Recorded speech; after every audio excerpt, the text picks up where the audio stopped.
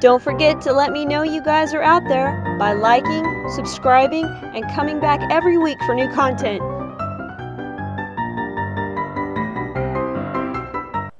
What's up, everybody, and welcome to the latest episode of Dinner and a Monster. I already had my dinner, so sorry about that. But today's installment is a movie called Life After Beth. Technically, it's not 100% horror because it does have some comedy and whatnot, so I consider it kind of a love, horror, comedy kind of thing, and I'm not normally someone who likes, love stories, but this was actually pretty good. Alright, so I've got the cast of characters right here, so that you know. First of all, you have Aubrey Plaza, who is, a lot of you know her from Parks and Rec. She's also been in a lot of other movies that are escaping my mind right now. There was that one with Adam Devine with the girls that they needed for a wedding or something. Somebody and somebody need dates. I don't remember. Not my kind of movie. She plays Beth in this. Oh yeah, and this movie is from 2014. Don't want to forget that. Okay, Dane, Haan. I'm not sure about his last name, but he was Harry in Amazing Spider-Man 2. He plays Zach, the boyfriend. You have John C. Reilly, which most of you know as, Wreck-It Ralph or Step Brothers. He was also in Chicago. He's been in a lot of things. I just can't remember them all. You have Molly Shannon playing his wife, Jeannie. Sorry. And you know her from Saturday Night Live, as well as, when Saturday Night Live was still good. And she was Superstar, and she was in Night at the Roxbury, and she's been in other things too. I think, what was she in? I think she played the sister on The Middle. I think so. It's been a while. Love that show. Then we have Cheryl Hines playing Judy, which is Zach's mom, and I didn't really know who she was, and I looked her up, and she apparently played Wanda in the Fairly Odd movie, which I was on the fence about whether or not I wanted to see it, because I always liked the Fairly Odd Parents, but I wasn't sure about a live action version. That just seemed weird to me. You also had playing Zach's father is Paul Reiser. You probably know him.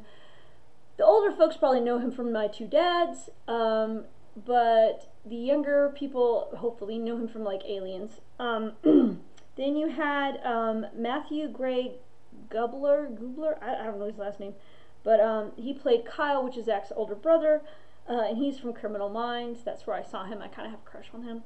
And then you have Anna Kendrick from like Pitch Perfect movies, and I think it's like a Hotels.com or something commercial. And I don't know what else she's been in, because I think maybe she was on Glee, but I never watched Glee. Glee's just, I like American Horror Story. I don't care anything about Glee.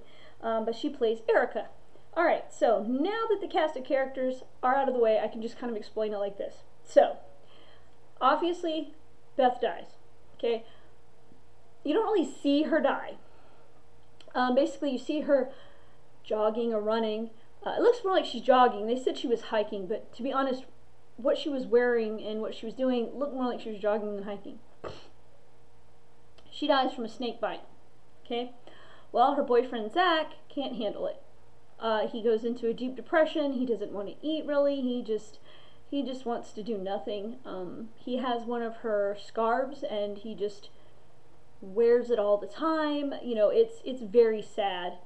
And actually, one evening he comes over to visit Maury, who's played by John C. Reilly, who is Beth's father. And they play a game of chess, but neither one of them can really concentrate, and then they start contemplating the age-old wonderment of, if I had a second chance, what would I have done differently? One thing he said is, even though he hated hiking, he would go hiking with her, various things. We all have the regret after someone passes away of so many things we would have loved to say that person, or, done with that person, and all that kind of stuff. By the way, if you hear little grunts and grumbles, my dog is somewhat sleeping next to me. He's been a little bit of a pill earlier, so this is like the third time I've had to film this without him trying to sniff or eat the microphone. Alright, so after the game, Maury tells Zach to call him Maury because now they're on common ground as far as he's concerned. And he, so Zach, he feels like you know, he doesn't have a strong bond at home. His brother Kyle is kind of a jerk. He's a security guard at the neighborhood where Beth's family lives, and he's kind of like a Barney Fife. Like, he's not as silly as Barney Fife, but he takes his job way too serious, and it really makes him come off as a real jerk. So anyway, so Zach starts trying to get in touch with Maury, I guess to hang out more, play chess more, and he can't.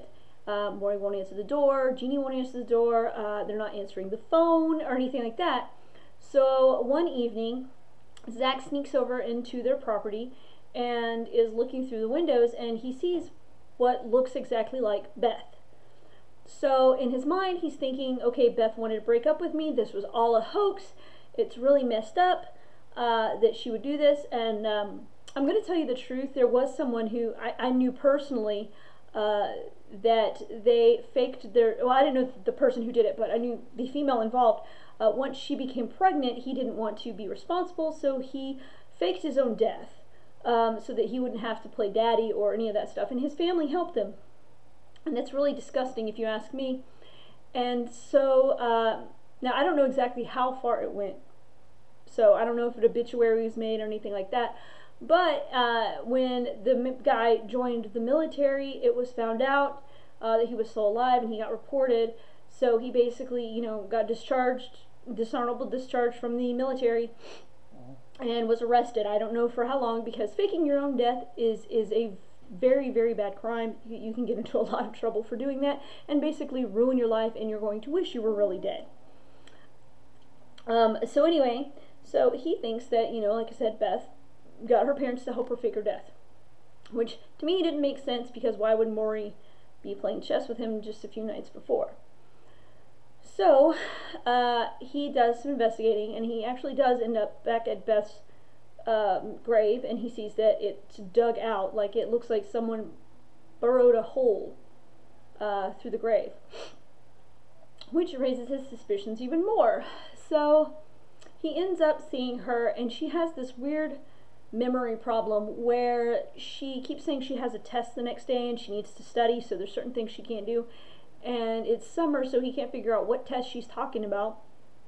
And so it proceeds forward, and he asks if he can take her out, and of course the parents say no at first, and then eventually he gets permission, or sort of takes permission, to take her to the park, where they proceed to enjoy one another's company. And she ends up with a horrendous sunburn on one side of her face, and I sunburn very easily. I am very pale, but this was just ridiculous. It looked more like a scorch burn than it did, you know, a sunburn, and her parents were very upset with him and very upset with her, and you know, everything like that. Well, anyway, she starts to become very obsessed with him, always wanting to spend every second with him and go with him hiking, and you know, and again, he doesn't like hiking, but he keeps promising her that he will go hiking. But he is able to tell her things that he didn't get to tell her before, which was fantastic. But he had to make a deal with Maury that he would not tell her she was dead. Now, I don't know in the film if Maury knew something that the audience didn't know or what, but he was very adamant about, you know, she cannot know she's dead. So I don't really get that. But as time progressed, Zach starts to see more people that have died a while ago and are now walking the streets, delivering mail, fixing burgers, bussing tables, things that you know, they did in life, almost as if it's just muscle memory. And as it progresses, they start acting more erratic. She, like for instance, Beth, freaks out, and I can't think of what this little thing is, but it's like a little boat house, dock house thing, and she ends up destroying it out of anger. She gets very angry very easily. She stalks him at one point. He accidentally runs her over because she runs out in front of his car. She busted his car windows, and at this point, he's just trying to get away from her. He still loves her, but he knows that she is not who she once was, so he takes her to her grave, and he shows her that she's dead. And all heck breaks loose after that. She goes into, I guess what you'd say, full Z mode, as they say on iZombie. I think that's what it's called. I can't remember. I haven't seen the season since like last year. So, so yeah, everything just hits the fan. It becomes just a crazy, wild movie. I don't want to tell you what happens at the end because I don't want to give anything away. Obviously, I never try to tell people. Like, I'll tell you stupid little spoilers here and there, but I try not to tell you the end of the movie unless the movie is so horrible that I don't want you to see it. So I tell you the end so that you don't want to see it, or so you don't have to. So I'm going to say I really enjoyed this movie. The only real issue I have, and I always have this, and I've gone over this issue with other, on other films, is why are they zombies? What made them come back? A lot of zombie films, there's at least some sort of speculation. It's the end of the world, or toxic waste, or bioweapons, or that kind of thing, or trying to make superhumans, or whatever. There's usually some reason behind zombies. Unfortunately, in this movie, you don't know why. She just came back. That's it, period. End of story. There's nothing more to it. But I actually watched this movie with a purpose. I have a friend, for those of you who are big fans of Walking Dead, his name is Josh Turner. He is also, I think he is still a wrestler, if I'm not mistaken. I don't get to talk to him as much as I used to, but he was an extra on The Walking Dead, and he was in a lot. I believe he was a savior as well, and he was in there a lot. And he's done some other things too.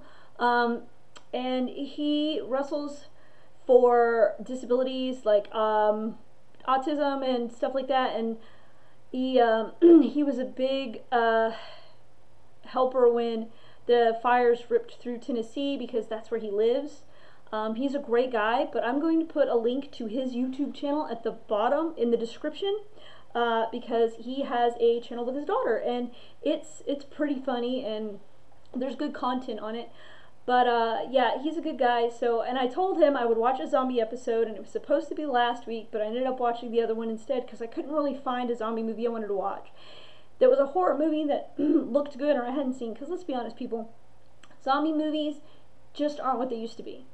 Okay, they're not clever anymore. They're not witty. There's not a lot of thought behind zombie movies. I mean, I ended up, like, I love the original Dawn of the Dead. I love the original Day of the Dead. Now, granted, I grew up with the color version of Night of the Living Dead because I wasn't born in time to see the original black and white. Now, I have seen the black and white, but when you're raised on a certain version of it, then that's the one that you kind of favor because it's the one you know. So those were the zombie movies that I always liked. And, later in the years, I do appreciate the remake of Dawn of the Dead that came out in like 2000 and something. I can't remember. 2004 or something. That had Ty Burrell in it, which was like, that's funny because, he's Phil Dunphy on Modern Family. But, and all that kind of stuff. But zombie movies have all become kind of just generic and stupid and silly. But like, I like the movie Fido with Billy Connolly. But it's a comedy. But it's a beautiful, hilarious, and it's a great movie. But yeah, zombie movies just aren't. I mean, they've gotten, to be honest, they've gotten unintentionally silly. They're just not they're just not scary anymore. So it's whatever. Shaun of the Dead I enjoy, but again, it's a comedy zombie movie. But these movies now, they're like, oh, we're going to be so edgy and all this stuff, and they're not. They just come out very campy and silly unintentionally, and it makes me not want to watch them. There's one I can't watch, which is called Cargo, only because there's a baby in the movie, and I've talked about this, why I can't see the movie Mama, I'm sorry, I can't see the movie Mama, because I have a niece named Lily. I have a hard time watching movies where things may happen to a child or do happen to a child. I still have problems watching Pet Sematary. I can't watch 2 scenes of Pet Sematary where, the original Pet Sematary, where Gage gets hit by the semi and where his father has to do him in later. I can't watch it. It's just too hard, even though he's a bad kid. So yeah, I always had a soft spot for kids. and so it's hard for me to watch that. So Cargo, I think it's what it's called, will probably not be a movie that I watch, just because it'd be too heartbreaking for me if something happens to the baby, because I don't even know if something happens to the baby, but I have heard that it is extremely sad at the end, and that was all it took. But anyway, so I hope you enjoyed this episode. You know, like and subscribe, and get more people to like and subscribe, because I'm so close to having enough subscribers. I'm like 36 away from having 100 subscribers, which means I can get my own custom URL, which means that I will be able to do, you know, business cards with the URL on it, make life so much easier, and everything like that. And sorry this video is so late. I did a lot of, I got rid of my DirecTV today, which I'm sad about, but at the same time, it saved me a lot of money. So I had to hook up the Roku, and today has just been one of those days.